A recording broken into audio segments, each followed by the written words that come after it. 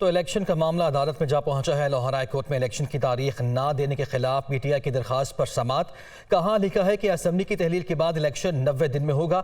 Justice Jawad Hasan की जानिब से इस्तफसार किया गया। आज की समाअत में क्या कुछ हुआ जान लेते हैं। हमारे नुमाइंदा मोहम्मद अशफाक हमारे साथ मौजूद है। अशफाक, समाअत अभी जारी है, क्या दलाइल दिए जा रहे हैं?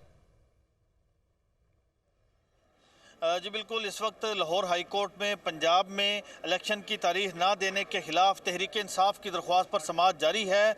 कमरा अदालत में तहरीक इंसाफ के मरकजी रहनुमा असद उमर, शिबली फराज, मियाँ असलम इकबाल और अली अफजल शाही समेत दीगर कमरा अदालत में मौजूद हैं। सबसे पहले बैरिस्टर अली जफर ने दलाइल देते हुए ये मौक़िफ़ इख्तियार किया कि गवर्नर पंजाब अपनी जिम्मेदारियों से इनहराफ कर रहे हैं और इलेक्शन की तारीख नहीं दे रहे।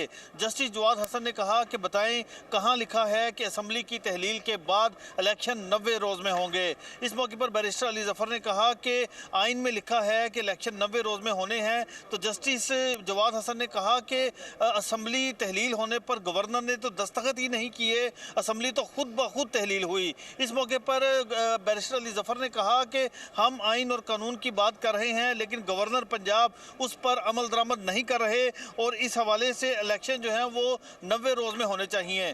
जस्टिस जवाद हसन ने कहा कि अदालत आइन और कानून के मुताबिक तमाम फ्रीकैन को सुनकर फैसला करेगी। आपने इलेक्शन कमीशन को दरख्वास्त में फरीक ही नहीं बनाया, क्या आपने गवर्नर पंजाब को इस हवाले से ख़त लिखा?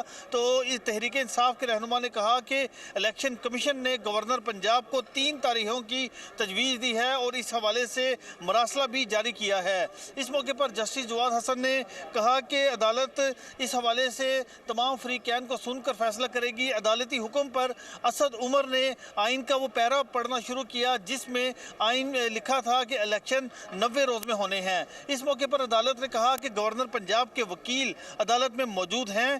तो इस मौके पर गवर्नर पंजाब के वकील ने अदालत से कहा कि उनको इस पिटीशन की कॉपी पर जवाब जमा करवाने के लिए मोहलत दी जाए, जिस पर जस्टिस जवाद हसन ने बरहमी का इजहार किया और कहा बरहमी के साथ समाअत जारी है। अशफाक, आपने कहा कि आपका शुक्रिया अदा करेंगे।